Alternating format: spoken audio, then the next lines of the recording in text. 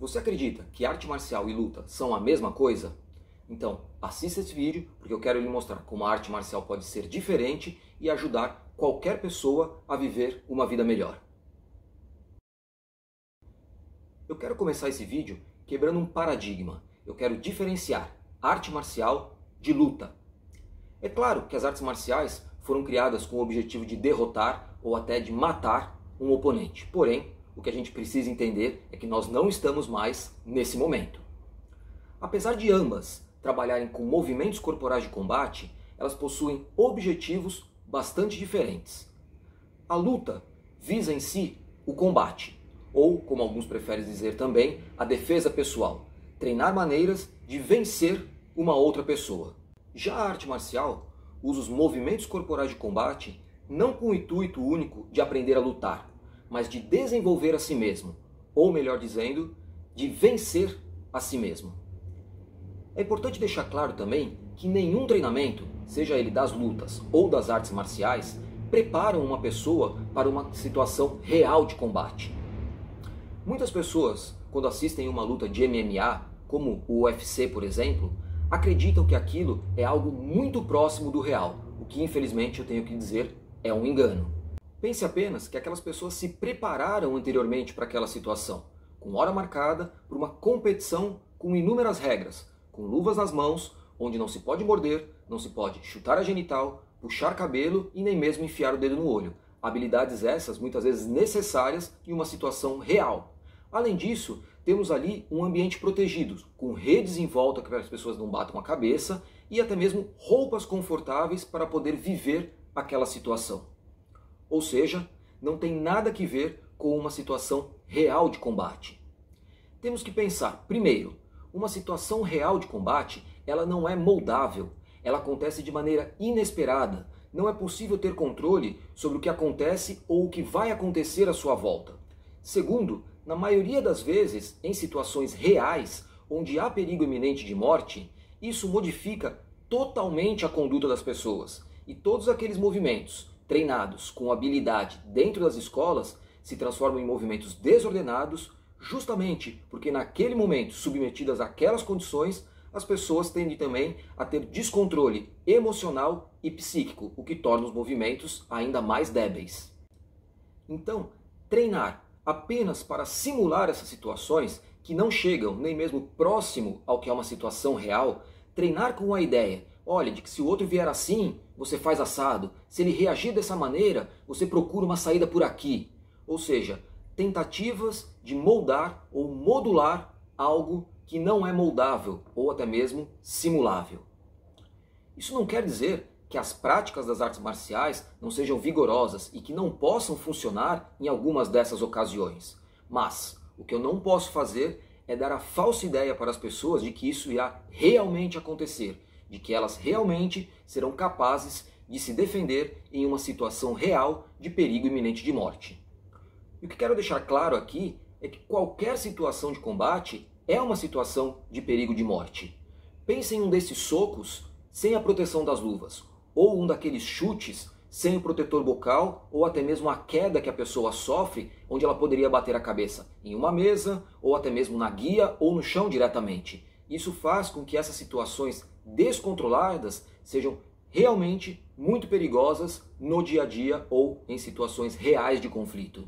Não podemos esquecer também de um aspecto muito importante. Nessa sociedade, se foi você que desferiu o soco ou o chute, é importante que você esteja preparado para enfrentar um processo por lesão corporal grave, inclusive financeiramente. E ainda arcar com outros prejuízos, como por exemplo, no mundo do trabalho, ao ter que oferecer um atestado de antecedentes criminais, você ter a sua ficha ali suja por uma agressão corporal. Por isso tudo, o treinamento da arte marcial se pauta em outros aspectos, utilizando os exercícios corporais de combate, porém de uma maneira simbólica. É claro que você irá desenvolver habilidades para a defesa pessoal, mas elas não estão pautadas apenas nos movimentos físicos, elas estão pautadas também no desenvolvimento da sua percepção, a sua capacidade em captar sinais, de estar atento para antever uma situação que possa se transformar em uma situação de conflito físico. Ou seja, uma arte marcial para desenvolver a sua potência, não o seu potencial, porque quando falamos em potencial, isso quer dizer que já existe uma implicação, ou seja, que a sua potência já está designada em prol de algo. O que queremos aqui é um estágio anterior, onde você descobre as suas potências sem que elas precisem ser colocadas em prol de nenhum projeto ou objetivo, para que você possa decidir como e onde você quer utilizá-las. Agora então, eu vou dar uma definição para a arte marcial. Lembrando que esse é um termo ocidental e que por isso a sua interpretação tem que ser feita a partir de referências do Ocidente. Vamos então a uma definição de arte. E eu vou usar aqui uma definição que eu gosto muito, que é de André Malraux, um francês, escritor sobre cultura e arte, que inclusive foi enterrado no Panteão de Paris, local destinado apenas para as personalidades notáveis da França.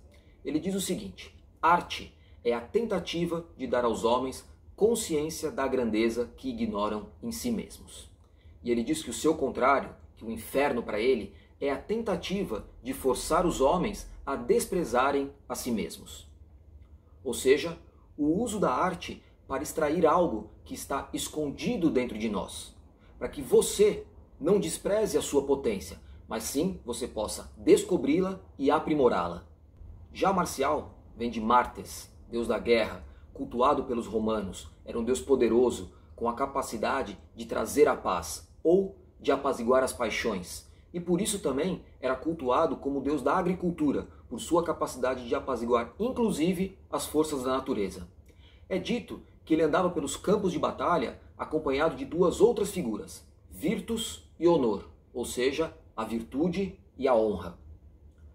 A origem do nome Marte ou Martes suscita inúmeras possibilidades, e as suas raízes podem vir de várias formas. Por exemplo, de Mars, que significava força geradora, de Mar, que significava brilhar, ou ainda de Marte Grávidos, que viria da palavra grandere, que significava tornar-se grande ou crescer. Bom, como nós não temos uma definição exata, realmente não é isso que nos importa, mas sim ter a certeza que a raiz desse nome nos leva a possibilidades que suscitam a percepção de força interior, de energia pessoal. E talvez, por essa razão, Martes também simbolizasse a ideia de guerra interior, ou seja, as nossas guerras com os nossos próprios conflitos, com os nossos próprios demônios ou as nossas inseguranças e incertezas. Se juntarmos então a definição de arte de Malraux com os simbolismos de Martes, teremos uma ideia de arte marcial num sentido de algo como a constante luta interna do ser humano para identificar a grandeza existente em si. Dessa forma, queremos usar a arte marcial para transformar e melhorar a nossa conduta. Perceber como nos comportamos em momentos críticos para nos aprimorar e enxergar melhores soluções.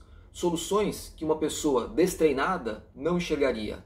Ou seja, nos distanciarmos de uma visão estreita e rasa sobre como resolver problemas e conflitos. Porque para nós, o ringue é a nossa própria vida diária e as lutas acontecem todos os dias.